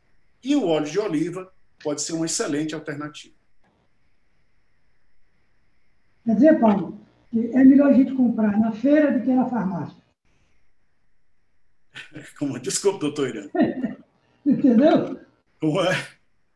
Eu digo, é capaz de a gente poder repor isso mais na feira, no mercado, do que na farmácia. Sim, com óleo de oliva. Né? Um óleo de oliva de qualidade ajuda. Claro, você tem que comer alimentos que tenham antioxidantes. Existem vários alimentos, mas o óleo de oliva é uma opção muito boa. Obrigado, Paulo. Eu queria, então, Paulo, fazer agora as minhas perguntas. Eu não queria ser o primeiro, mas eu queria agora o seguinte. Eu, conversando uma vez com um médico francês, ele me falou que existe uma relação ideal entre ômega 6 e ômega 3, que seria o ômega 3 ser o duplo ou triplo do ômega 6. Essa é a pergunta. E a segunda pergunta é o seguinte: a gente sabe que no diabetes há uma grande quantidade de formação de radicais livres que aumentam muito o estresse oxidante. E eu pergunto, só os antioxidantes da dieta seriam capazes de dar conta da necessidade de antioxidante no diabetes mellitus? Ok. Obrigado pela pergunta também. A primeira questão da relação ômega 6,3. Eu boto 6,3 porque sempre tem que haver mais 6 do que 3. Porque a gente precisa do óleo pró-inflamatório também. Então, na dieta ancestral é de 1 para 1. 1,5 para 1. O que é que acontece? Quando você tem uma relação 6, ômega 3, acima de 4 para 1, 4 ômega 6 para 1 ômega 3, acima, ela é pró-inflamatória. Quanto mais alta, mais pró-inflamatória. Quando você tem uma relação ômega 6, ômega 3, abaixo de 4 para 1, ela é anti-inflamatória. Porque o ômega 3 tem duas ações anti-inflamatórias. Uma ação por meio dos leucotrienes da série 4, por meio dos eicosanoides, que são os mediadores lipídicos, e direta, via resolvinas e via receptores de núcleo PPAR, que eles bloqueiam a expressão do transdutor inflamatório NF-κB. Então, o ômega 3 é muito anti-inflamatório. Abaixo de 4,6 para 1,3, anti-inflamatório é o ideal. Tanto é que todas as dietas enterais, por sonda hoje no mundo, têm uma relação próxima a isso. 5, 4 para 1. A 6 dieta... Não, 4, abaixo de 4. 4 para 1, de 6 para 3. De Ou de 6 3 para para 3. 6. Não, de 3 para 6 não pode. É sempre 6 para 3, porque a quantidade... sempre mais 6 do que 3. Exato. Então foi o oposto do que o médico lá me disse, né? Não, ele quis enfatizar a importância do 3, só que não pode... Na realidade, não se consegue isso. E no caso do diabético? No caso do diabético, todas as dietas para diabéticos têm que ser ricas, de acordo com a ADA, Associação Americana de Diabetes, em monoinsaturados. Então, hoje, a dieta do diabético tem que ser riquíssima em ômega 9, que é o azeite de oliva. Então, todas as dietas para diabéticos têm que ter um percentual de ômega 9 elevado. Muito mais. E tem que ter uma baixa quantidade de gordura saturada, abaixo de 7%. E você acha que todo, só para finalizar, você acha que todo óleo de oliva tem essa quantidade grande de ômega 9, ou a gente teria que ter cuidado com o óleo de oliva que a gente escolhe? Não, a gente tem que ter cuidado de escolher o óleo de oliva bom. Mas não é por causa do ômega 9, não. O ômega 9 é um ácido graxo que só tem uma ligação dupla. Ele é monoinsaturado. Tanto faz seu azeite bom como azeite ruim tem ômega 9. A vantagem do azeite bom, que é o azeite extra virgem, é que ele é rico também em flavonoides. Ele tem outros antioxidantes adicionados, além do ômega 9. E como é que o ômega 9 diminui o estresse oxidativo? Porque como ele só tem uma ligação dupla, na hora que ele queima, ele gera menos radicais livres, lá na beta-oxidação. Okay. Muito obrigado. Pergunta, Henrique. Posso fazer uma pergunta? Foi não, Paulo? Foi não. Inicialmente, Paulo, eu gostaria de parabenizar pela sua apresentação. E, no final, a gente vê como nós nos alimentamos mal, né? De um modo geral, né? Vendo essa sua apresentação. Mas eu fiquei curioso quando você falou que, dentre os peixes, a cavala tem a maior percentagem de ômega, né? Eu queria perguntar assim, o Brasil, com toda a parte fluvial de rios e açudes, existe diferença entre os peixes de água salgada e água doce em relação a esses nutrientes? Obrigado, Wiggins, pela sua colocação e a sua pergunta. Os óleos de água doce não são... Os peixes de água doce não são peixes de águas profundas. E o alimento do peixe de águas profundas, ele é rico em ácido alfa-linolênico. Por isso é que a cavala tem muito ômega 3, como o merlin, que é o peixe lá da Itália. Agora, comer salmão, que o salmão também tem ômega 3, lá do Chile, em cativeiro, eu acho que não funciona, é meio complicado. Você não vai encontrar o ômega 3 que você encontra na cavala, que é natural. Agora, tem um alerta muito preocupante, é que o mar está cheio de mercúrio. E aí você, ao comer peixe pescado no mar, você pode também ingerir mercúrio. Mas aí não tem saída para isso, não tem saída. Então, o peixe rico em ômega 3, ele tem que ter o habitat de águas profundas frias. Então, o atum e a cavala são os melhores, além do merlin. Mais alguma pergunta? Posso falar? Eu tenho. Quem está falando? João Edson. Não, mas o Plínio pode falar antes. Ok, agora. Eu queria me inscrever, Marcelo. Marcelo. Então, Plínio, Janedson, Marcelo. Paulo, parabéns pela brilhante exposição. A gente fica conhecendo cada vez mais como a gente deve atuar nas nossas dietas, porque nós somos realmente bastante indisciplinados. Mas uma pergunta simples que eu queria fazer era com relação à utilidade, à utilização frequente dessas cápsulas de ômega 3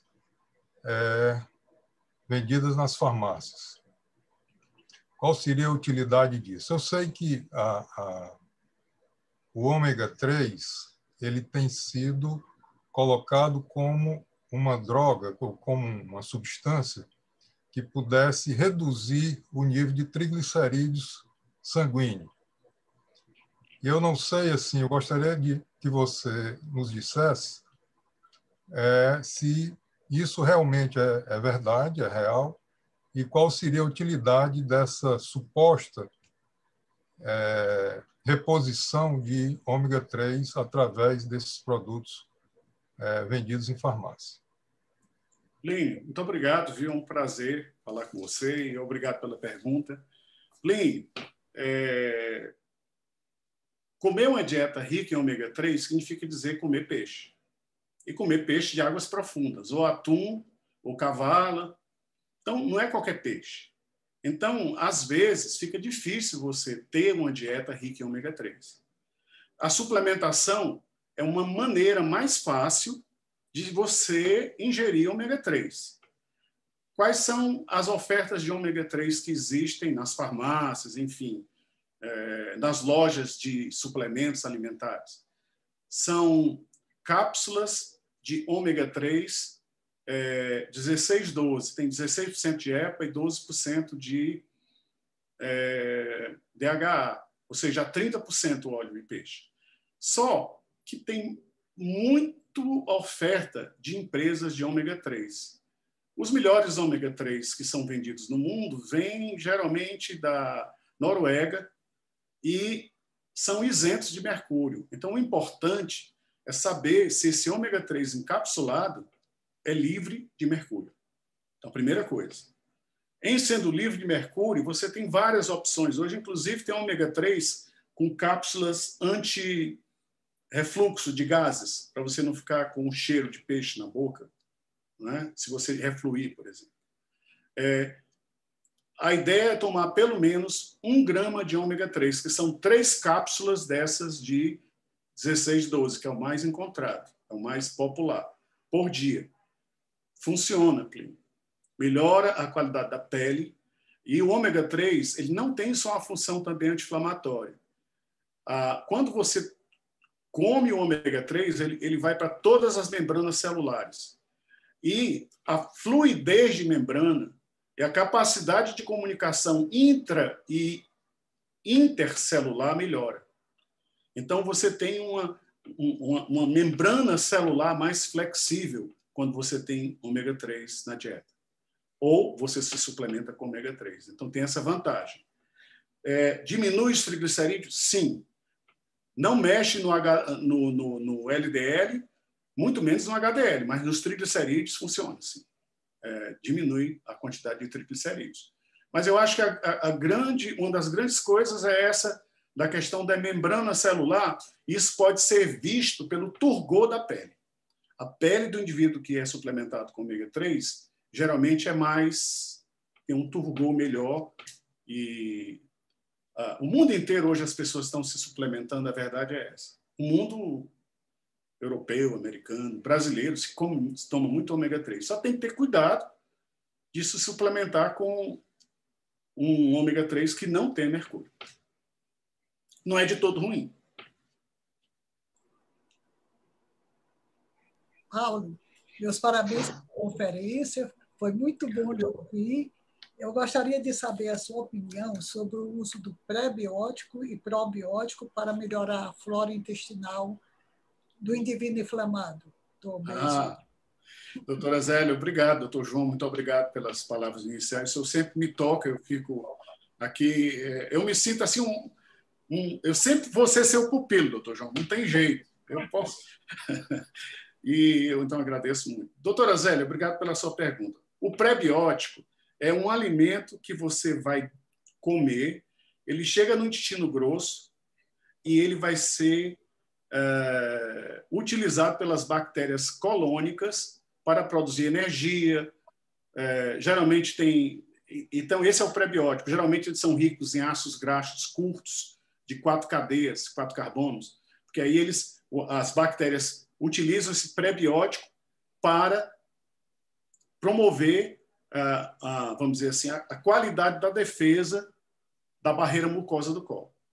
Então, é muito bom o prebiótico. O probiótico, aliás, o probiótico já são as bactérias que irão para todo o intestino, para a sua flora intestinal. Só que o que acontece é que parece que existe um DNA de cada um de nós na nossa flora. Nós temos. Então, por mais que você tome probiótico, você pode corrigir aqui e ali alguma coisa, mas a sua flora bacteriana nativa, ela nunca será suplantada. Mesmo porque os probióticos, eles não poderiam ter vida longa.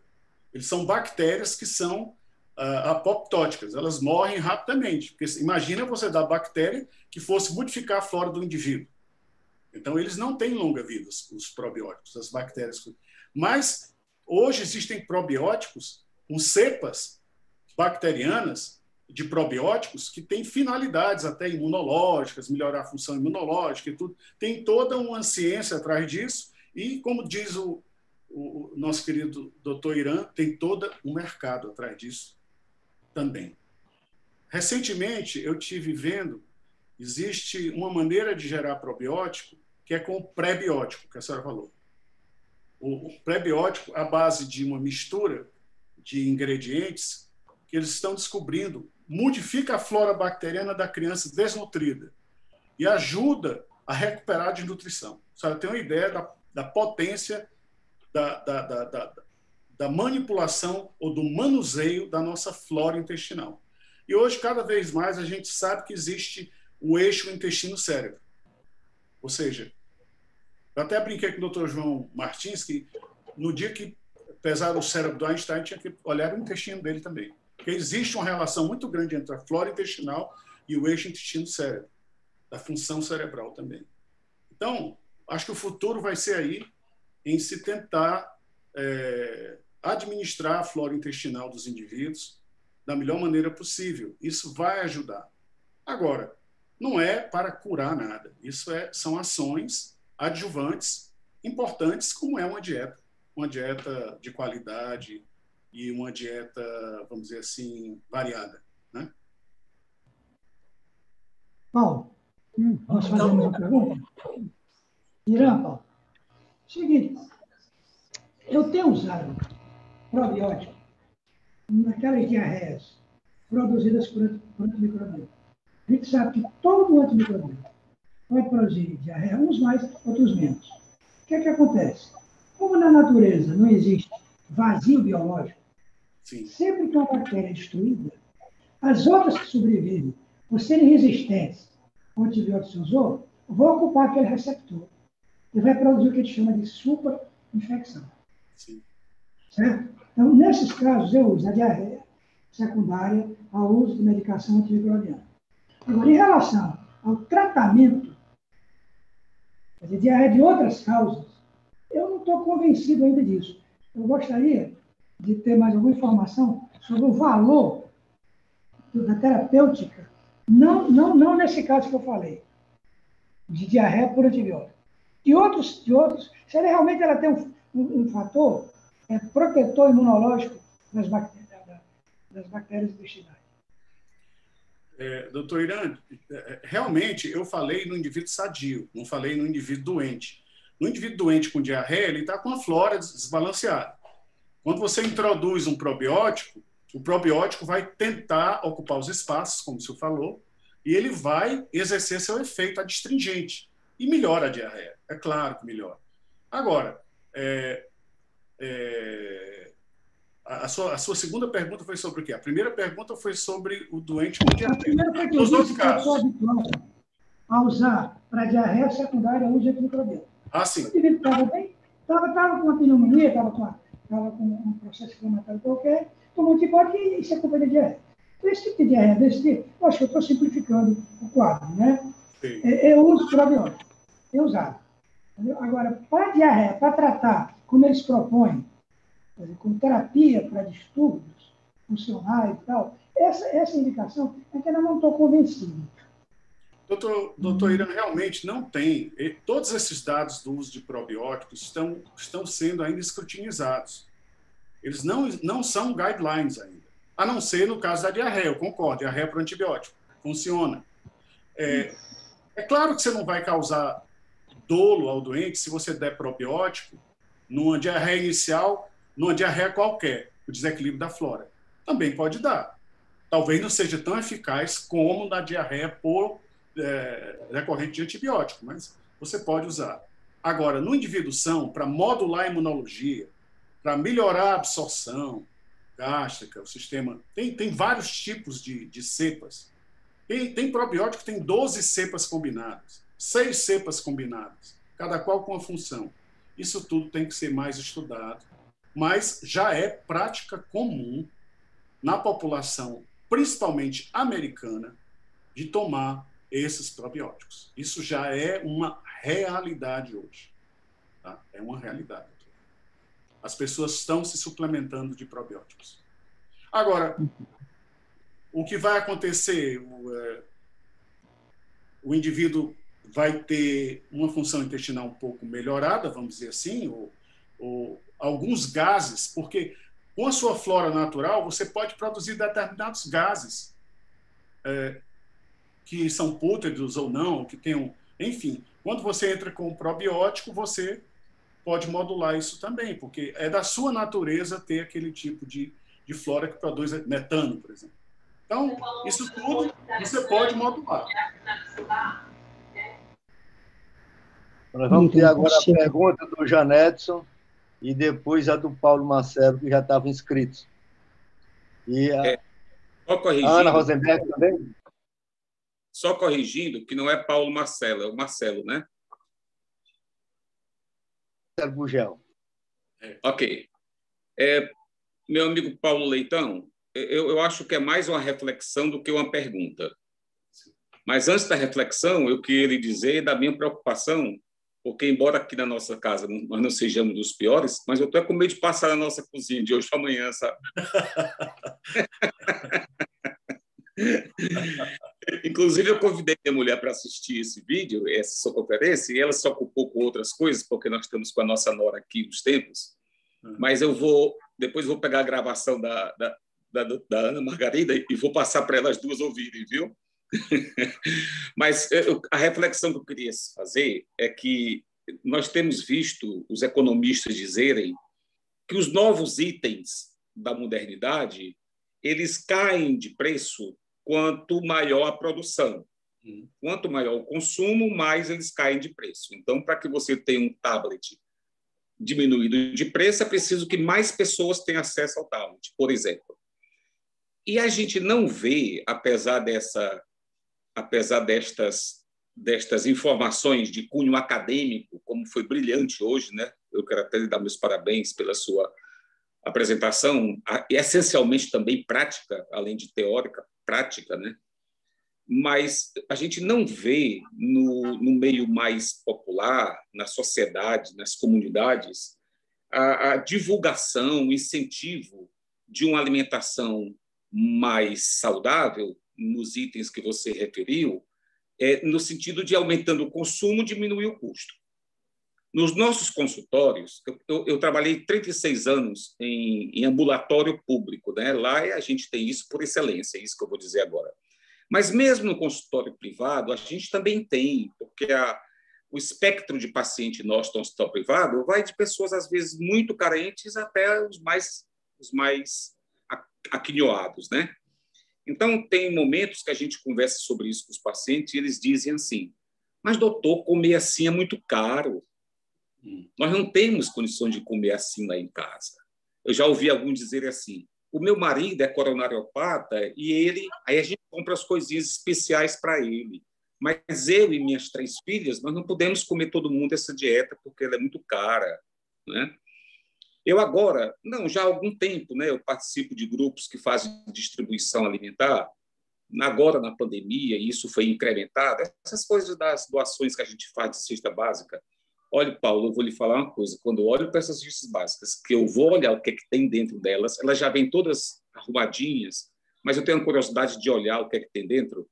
É uma bomba relógio, sabe? É tudo contra o que você falou aí, sabe? Então, se a nova ordem mundial, que tanto se fala aí que está querendo matar um terço da população do mundo, 2 bilhões de pessoas, eu acho que isso já vem acontecendo, né? Porque isso, de alguma maneira, indiretamente, surdamente, isso já vem acontecendo. E isso, obviamente, tudo em nome da economia, né? Supostamente, come-se pior porque é mais barato. Mas aí depois dessa reflexão, eu pergunto, não teria uma possibilidade de os governos mundiais, a indústria alimentícia mundial, tentar baratear isso com o aumento do consumo, com a divulgação maior, com o aumento do consumo? Porque, na verdade, nós temos quase que um genocídio, né, dessas pessoas comendo mal, porque a oferta é supostamente mais em conta financeiramente. Então, eu deixo essa reflexão. Se você quiser comentar, eu agradeceria. Jandetes, muito boa a sua reflexão e muito apropriada. Só que essa questão das pessoas morrerem por se alimentarem errado não é uma questão só econômico-social. Mesmo nos Estados Unidos, onde eles têm uma média grande de dinheiro, começa pelas escolas. O americano chega para a gente e diz assim, olha, eu não vou colocar meu filho nessa escola desse bairro porque a escola só dá junk food, só dá comida ruim, só dá pão, só faz meu filho engordar, meu filho está obeso. Eu coloco numa escola melhor, num bairro melhor, onde a comida da escola é melhor. Para você ter uma ideia, que mesmo em países, e aí nas populações menos favorecidas dos Estados Unidos, eles comem fast food todo dia. E então eles têm hipertensão, diabetes, doença, todas aquelas doenças. Agora, no nosso caso, a gente tem que considerar que o grande problema também é o problema da educação. Quer dizer, não se fala, mesmo numa plateia tão seleta como nós temos na academia, muitas das coisas básicas que eu falei, as pessoas talvez não tenham tido a oportunidade de ver, porque não há uma divulgação maciça em cima disso. E esse milênio é um milênio da nutrição, porque a nutrição é que vai gerar longevidade, vai contribuir enormemente para a longevidade. Agora, dizer para o brasileiro que ele não pode comer pão francês, complicado, né? De manhã, pãozinho com manteiga, né? Que é gordura saturada. Então, existe uma questão cultural, que ela é intransponível, né? A indústria alimentícia tem tentado trazer produtos modernos. Eu vou dar um exemplo aqui interessante, aqui para todos, a questão da indústria de laticínio. Elas estão lançando hoje proteínas, alimentos ricos em proteína, tendência mundial. Então, você tem numa latinha, numa Tetra Pak de 200 ml, 250 mililitros, você tem 23 gramas de proteína, que equivale a um bife, né? Porque 23 gramas de proteína vezes 4 vezes 23, 100 gramas. É um bifezinho de 100 gramas que você está comendo ali. E a R$6. É caro, é o que você falou. Mas significa muito para quem? Para quem tem sarcopenia, para quem tem 60 anos. A cesta básica dele tinha que incluir esse tipo de alimento que hoje está fácil no supermercado. Então, a questão é também de informação, né? No lugar de levar a gordura, ele vai levar uma proteína. Então, vai fazer uma troca e vai adequar ao orçamento dele. Mas a questão passa muito mais pela questão da informação. Mesmo nos Estados Unidos, as pessoas não têm informação. Não têm. Isso é que é o fundamental. A gente tentar difundir como médicos a importância da nutrição, da dieta. Posso me inscrever, Henrique? Com certeza, mas agora é o Marcelo Gugel. Daí depois você, César. Boa noite. Eu vou me inspirar no divisor das águas da medicina no Ceará, Paulo Marcelo Martins Rodrigues. Meus parabéns, Paulo, pela excelência da apresentação, pela qualidade dos slides, a forma didática, realmente memorável a sua exposição. Por sorte, ela vai ficar perpetuada na gravação. Sabe que toda apresentação eu faço uma cobrança, lembrando da necessidade de produzir um texto corrido, tipo ensaio, para os nossos anais. E, antes de falar dos anais, eu quero fazer um rápido comentário que você traça esse paralelo dessa evolução da dieta primitiva para a dieta contemporânea, e fala dessa mudança do cólon para o cérebro, ou seja, uma evolução no sentido de que o Janetson deve perder prestígio e devemos valorizar mais o nosso confrade Vicente Leitão, que está no topo, né, nessa evolução. Mas isso se contrapõe ao que o nosso presidente Pedro Henrique apresentou em um trabalho, que ele fala da greve, ou da paralisação de certos órgãos. E ele termina mostrando nessa crônica, que é muito jocosa, que aquela que causa mais efeito e obriga a pessoa a parar é se a parte de baixo decidir paralisar, né? Então, vale a pena a releitura desse trabalho do Pedro Henrique. Eu quero, então, falar dos nossos anais, e aproveitar o momento que tem mais de 20 confrades presentes. Os anais estão diagramados, estão na expressão gráfica, Rua João Cordeiro, 1285. Eles estão, desde segunda-feira, foram liberados para quem desejar fazer a revisão presencial. O prazo está muito curto, porque o lançamento vai acontecer durante a nossa Bienal, no dia 12 de maio. Então, está lá a versão impressa, disponível até amanhã, o prazo começou ontem, mas vocês podem ficar com uma outra tranquilidade, que nós fizemos um pool de colegas, como Henrique Leal, o Flávio Leitão, Ana Margarida, Ricardo Pereira, Sebastião e César Pontes, e nós dividimos o livro das suas 480 páginas, né, por sessões, né? E esses colegas, cada um recebeu uma ou duas para fazer uma revisão e passar, para não ficar apenas no viés de um único revisor. Mas está à disposição de vocês até amanhã à tarde. Na sexta-feira, eu devo estar fechando o livro. E aí, para encerrar aqui a minha participação, porque uma coisa que eu falei com o nosso vice-presidente e presidente da Bienal, Janetson Baiman, era a respeito...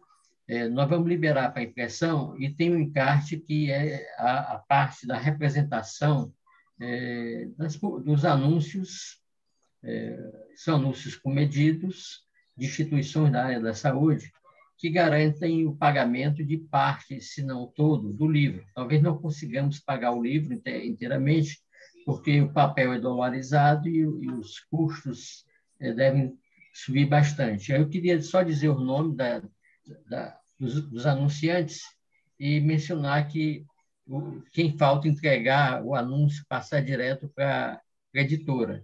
Então, a Sicredi foi com a Sara, não recebemos. Unimed com o Sebastião ainda não foi mandado. Emílio Ribas, a nossa confreira Zélia indicou o nome de uma pessoa que deveria me procurar, e ela não fez essa procura, essa pessoa, e que precisaria mandar a arte para a expressão gráfica, para não perder mais tempo. São Carlos, Monteiro já mandou a arte, o ICC está entrando com 2 participações, já enviou também. A Unicristo está a cargo do Henrique, para ele fazer a 4ª capa, né? E, de preferência, manter, para não ser um anúncio, ser só a chamada da Unicristo, como tem sido, para não ficar uma 4ª capa poluída. Temos ainda a Pronutri, com o Armando, o laboratório Clementino Fraga. Eu encaminhei a solicitação a pedido do nosso confrade Oswaldo, mas precisa que ele mande a arte. E Vicente Leitão, com o Instituto Cearense de Neurologia e Eletrodiagnóstico, e eu quero até saber dele se ele concorda em repetir o anúncio, se ele quer fazer uma nova arte. E o último é o nosso confrade Paulo Picanço, com a clínica dele. Então, essas coisas precisam ser agilizadas, porque nós vamos liberar para impressão e pode ficar dependendo de completar esse encarte para poder juntar e colecionar o livro, para que fique pronto no dia 12 de maio. Nós fechamos a entrada de novos trabalhos, está todo diagramado, deu mais trabalho, porque muita coisa foi remoto e dependia muito do uso do computador. Então, era isso que eu queria dizer. Se você quiser, pode comentar a história do colo versus cérebro. Obrigado. Obrigado, Marcelo. Não, eu acho que existe realmente o eixo intestino-cérebro. Ele passa pela microbiota, pela relação da microbiota com a camada mucosa, tanto do intestino delgado como do grosso, intestino grosso, e é um aspecto importantíssimo a ser investigado por meio dos probióticos e prebióticos, e até mesmo em doentes graves. Por exemplo, hoje você consegue monitorar o cérebro, consegue monitorar o pulmão, o sistema respiratório, você consegue o sistema vascular monitorar, mas tem uma coisa na UTI que você não consegue monitorar, que é o funcionamento intestinal. Não se consegue ainda monitorar. É possível que no futuro, com o uso de cápsulas ou de marcadores que possam traduzir motilidade em tempo real, por Bluetooth ou por uma tecnologia desse tipo, você possa ter um quadro em tempo real evolutivo da função intestinal, pelo menos motilidade. Mas isso até hoje a gente ainda não tem. Então, o professor Pedro Henrique sempre tem razão. Quando para o colo é complicado. Beleza, pode contar comigo. Agora o César Pontes está inscrito. Só para complementar, só aproveitar. Em relação ao colo distal, colo esquerdo, Paulo, já existem, inclusive, aplicabilidade clínica de monitorização de motilidade através de cápsulas, né? Sim. Através de cápsulas, já temos. Mas isso se limita ao colo esquerdo, por enquanto. Os outros segmentos estão cegos ainda. A gente precisa do delgado, né, Janedson? Que os delgados que faz a absorção do... É mais o delgado o problema, né? Mas em relação àquela coisa do colo ter diminuído, os intestinos ter diminuído de tamanho, eu fico muito feliz por isso. O tamanho que ele já nos dá muito trabalho. A tendência é diminuir, viu? A pressão evolutiva é de redução. Provavelmente vai ter indivíduos com um cérebro maior ainda.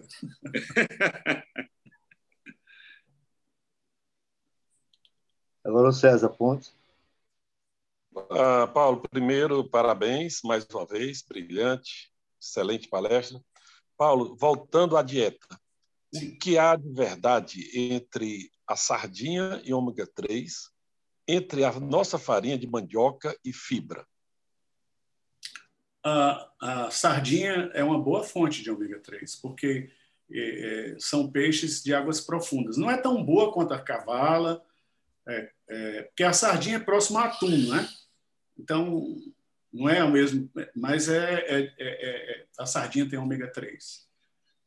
E é uma fonte barata de ômega 3. É interessante. E César, tudo é uma questão também de cardápio, de dieta. Todo mundo diz que português não é inteligente, mas português come bacalhau 365 dias por ano, junto com azeite. E o bacalhau, comido todo dia, gera muito ômega 3. Então, eles têm uma relação ômega 6 e ômega 3 muito boa na dieta portuguesa. Então, nós podíamos comer também mais sardinha um pouquinho. Mais peixe, mais sardinha. A questão da mandioca, eu não sei responder. A quantidade de fibra da mandioca, não me lembro agora. Eu não posso responder, César, me desculpe. Tá bom, eu obrigado. sei que ela é amido, eu sei que ela é rica em amido, ela é carboidrato, ela é boa, ela é uma opção muito boa de amido para a gente. Mas o que seria o interesse maior na mandioca, aí no caso seria como ingestão de carboidrato? Na farinha? Eu vi algum comentário, mais coisa de congresso, sobre o valor dela como fibra, porque ela foi, por muitos anos, condenado, aumentava o índice de cárie dentária, e depois disse, não, ela não é tão ruim assim, ela tem a quantidade imensa de fibra, mas eu nunca vi isso descrito, foi em palestras. Tá. Né? Eu prometo que eu trago essa resposta para você depois. Obrigado. Mas eu não sei afirmar agora, desculpe. Obrigado. Obrigado. Boa noite. Boa noite. Olha aí, rapaz. Meu abraço, Paulão. Meu amigo. Saudades. Rapaz, você não sabe, eu também. Grande prazer, Sérgio. Prazer grande para você. Abraço bem grande. Também. Ana, você queria fazer uma pergunta, Ana Margarida? Ana, agora. Eu quero fazer um comentário. Primeiro, parabenizar o doutor Paulo. Eu gostei demais da apresentação dele e também quero parabenizar todos os que participaram aqui, porque pela primeira vez ninguém ligou o som. Então, a gravação vai ficar perfeita. E eu estou muito feliz com isso aí. E eu queria só fazer aqui uma pergunta a ele, se ele tomou conhecimento de um estudo que foi publicado na revista Science Advance, de uma equipe de pesquisadores americanos que descreveram achados, né, de mulheres em covas do lago Titicaca, mostrando que as mulheres também caçavam. Então, tem esse questionamento que as mulheres não eram só coletoras, porque foram encontrados artefatos de caça nesses esqueletos, e que, pelo estudo, são esqueletos pré-históricos. Foi publicado ano passado, recentemente, em novembro do ano passado, esse estudo. E, além disso aí, eu queria falar também sobre esse livro do Harari, que eu não sei se o senhor já leu, o Sapiens. É fantástico. Se conhece, né? Porque ele faz eu acho muito interessante, porque ele mostra que há 100 mil anos, pelo menos 6 espécies de humanos habitavam a Terra. Que essa ideia de que até todo mundo conhece aquela figurinha, né, que vai até chegar no Homo sapiens, ele derruba aquilo por terra. Porque pelo menos o habilis, o erecto, o neandertal, o denisova, eles conviveram ao mesmo tempo com os sapiens. E o sapiens terminou que ele destruiu os outros desapareceram, essas outras espécies desapareceram. Então, ele questiona isso aqui, o Harari, e eu achei muito interessante. E um professor que eu tive também, ele disse que detestava aquela figurinha que é muito popular em camisetas e tudo, que mostra, né, a evolução, que não foi daquele jeito, que do macaco, mais ou menos, aí vai até ficar ereto. Ele disse que não é, que aquilo ali... Aquele é ilustrativo, né? É ilustrativo, mas que dá essa ideia, né? Não é real. Que não é real. Era só isso que eu queria colocar e, mais uma vez, parabenizar, porque achei excelente. Obrigado. Quanto à questão das mulheres caçadoras, foi no Lago Titicaca, então provavelmente são mulheres de ascendência maia ou inca, inca, né?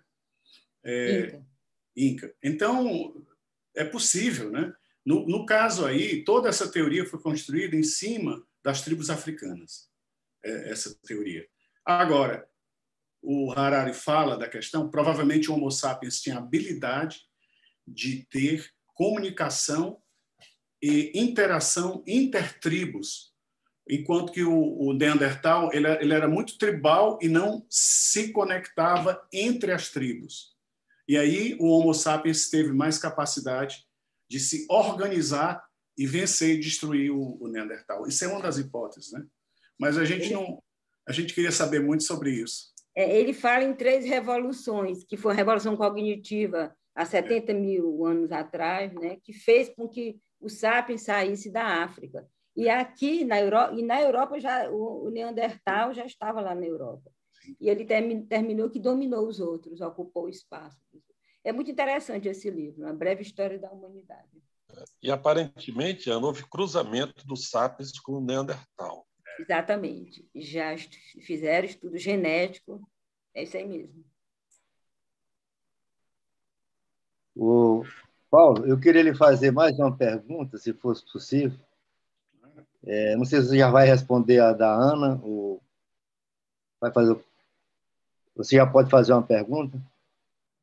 Não, a Ana foi terminei. mais... ela fez mais uma argumentação interessante, Ana. Então, a pergunta é o seguinte, eu achei muito interessante essa relação entre cérebro e intestino. Uhum. E aí, quer dizer, é uma pergunta assim colateral, mas pode ser que você saiba responder e eu vou ficar muito feliz, né? Seguinte, nós temos um cérebro no intestino. Uhum. O indivíduo humano, ele tem 100 milhões de neurônios no intestino. Nosso intestino tem um verdadeiro cérebro lá dentro. Neurônios que têm a sua movimentação própria e neurônios que comandam os neurônios mais próximos à mucosa, por exemplo, da movimentação e tal, e neurônios que recebe a informação que vem do cérebro, do sistema nervoso central e organismo. Então, a imagem que a gente tem na neurofisiologia é que o intestino tem um grande grau de liberdade e ele é vigiado pelo cérebro. No nosso organismo, tudo é vigiado pelo cérebro. Imunologia, endocrinologia, onde tiver coleção de neurônio lá, ela vai ser vigiada pelo cérebro. Mas o intestino tem uma grande liberdade, porque tem uma quantidade imensa de neurônio. É um verdadeiro cérebro. Então, a pergunta é o seguinte: nessa transição dos neurônios, vamos dizer assim, usando a imagem que você colocou aí, do intestino para o cérebro, quer dizer, a diminuição do intestino com o crescimento do cérebro. Nos primatas ou nos organismos, nos animais inferiores que têm um intestino muito grande, o cérebro intestinal deles também é grande? Ou esse cérebro também foi aumentando, a massa intestinal diminuindo, mas o cérebro intestinal aumentando? Você saberia dizer alguma coisa a esse respeito? Eu acho que a gente não tem essa resposta, mas provavelmente, se esse sistema periférico neuronal intestinal existir, com a diminuição do intestino, ele também reduziu. Reduziu o tamanho do intestino. Mas aí a questão é que a eficiência do intestino requerida também foi menor. Não precisava mais alimento fibra óptico, cheio de fibra. Então, é mais fácil para o intestino. O que a gente tem que ficar muito preocupado no futuro, em milhões e milhões de anos, comendo como a gente está comendo, alimentos cada vez mais processados, absorvidos todos no ilho, antes de chegar no ilho, no jejum, certo? O colo vai se manter a questão da água, da fibra, da formação do bolo fecal, mas o ilho terminal não vai funcionar. Cada vez mais a gente vai ter uma pressão seletiva para continuar reduzindo o tamanho do intestino. Isso aqui é interessante da gente ver o que é que vai acontecer. Só que isso é um processo de milhares de anos. Né? Não vai ser para a gente, não, né? Não. Infelizmente, mas alguém... eu não responder, meu amigo. Muito obrigado pela resposta. Mas alguém gostaria de perguntar alguma coisa? Ou fazer algum comentário? Tem um comentário meu no chat. No chat, eu não estou vendo o chat aqui. Você podia ler aí, Marcelo? Nos dias atuais... Eu posso ler. Aí a Ana vai ler o comentário. Então. O Marcelo está dizendo aqui que nos dias atuais muitas mulheres seguem nos caçando. E eu estava respondendo aqui para ele, mas não deu tempo eu terminar, que é exatamente o contrário. Os homens é que caçam as mulheres, porque desde o tempo das cavernas, que eles caçavam as mulheres, puxavam pelo cabelo e levavam para dentro das cavernas. É isso que a gente sabe. Você deve ter trocado, viu, Marcelo? Os homens é que nos caçam, Marcelo. Ana, tem um comentário jocoso que eu gostaria de fazer. Uma vez eu fui chamado para ver um senhor que é idoso e ele tinha o médico dele era um camarada muito bom, tinha sido professor nosso, cara, e eu sempre tinha um colo assim do intestino irritado. E ele tentando explicar o que ele tinha, ele disse: o senhor tem um intestino na cabeça. Isso fez com que ele ficasse revoltado, porque a leitura que ele fez é que ele achava que tinha fezes na cabeça. E por causa disso, eu ganhei a família inteira. Por mais esforço que eu tenha feito para desfazer essa impressão, você tem o intestino na cabeça. Era o intestino irritado. Irritado. Ai, chega. Nós estamos já chegando às 9 horas e a gente tem um compromisso com a Ana Margarida que nos cede eu tenho a necessidade sala. de sair. Me desculpa aí, Henrique, eu vou pedir permissão para sair, que eu tenho uma necessidade de atender o familiar. Eu parabenizo aí a apresentação do nosso querido Paulo Leitão e a comissão científica pela organização do evento. Me desculpe, mas vou ter de sair para atender o familiar, ok? Obrigado. Boa noite a todos. Um abraço, Sebastião. Bom, nós temos um compromisso com a Ana de terminar às 9 horas. Ela cede a sala para a gente, é cansativa e tal, então a gente tem... E como faltam só 3 minutos, eu acho que a gente já poderia ir encerrando por aqui. Então, eu queria mais uma vez agradecer ao Paulo Leitão a sua brilhante palestra. Foi realmente uma palestra muito elucidativa. Nós aprendemos muito com a sua palestra. Eu fiquei realmente encantado. Queria agradecer em nome da academia. Queríamos agradecer também a nossa confreira Ana Margarida, que gentilmente nos cede sempre a sua sala para as nossas reuniões aqui. E queria aproveitar e convidar todos vocês para uma webinar que vai acontecer no dia 29 de abril agora, também às 7 horas da noite, promovido pela diretoria científica, em que a gente está trazendo os cursos de medicina de Fortaleza, os 4 cursos de medicina de Fortaleza, para debaterem com a gente as alterações e as dificuldades dos cursos de medicina durante a pandemia. As dificuldades e também os aprendizados durante a pandemia. Eu acho que vai ser muito bom, é isso, vai ser muito também didático para a gente, né? Ilustrativo e didático para a gente. Eu convido todos vocês a estarem presentes nessa webinar, às 9 horas da noite do dia... Desculpe, 7 horas da noite do dia 29 de abril. Esse abril agora. Então, muito obrigado. E então, perguntar ao Janetson, ao nosso presidente, se ele quer encerrar a reunião. Você pode encerrar, Henrique, por favor. Então, sem mais delongas, está encerrada a reunião. Boa noite para todos. Boa noite para todos. Boa noite. Boa noite. Boa noite. Obrigado.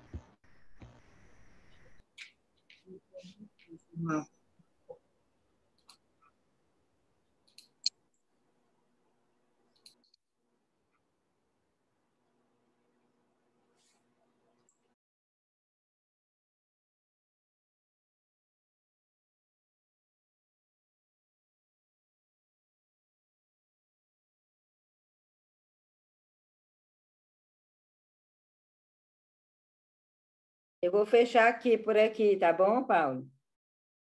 Vou encerrar. Eu não estou lhe ouvindo. Ligue seu som. Desculpa, eu estava esperando pela foto, pensei que fosse ter a foto ainda. Eu já fiz a foto, eu já fiz. Tá, eu já fiz. Depois eu mando. Um abraço, Paulo. Tchau. Boa noite. Boa noite.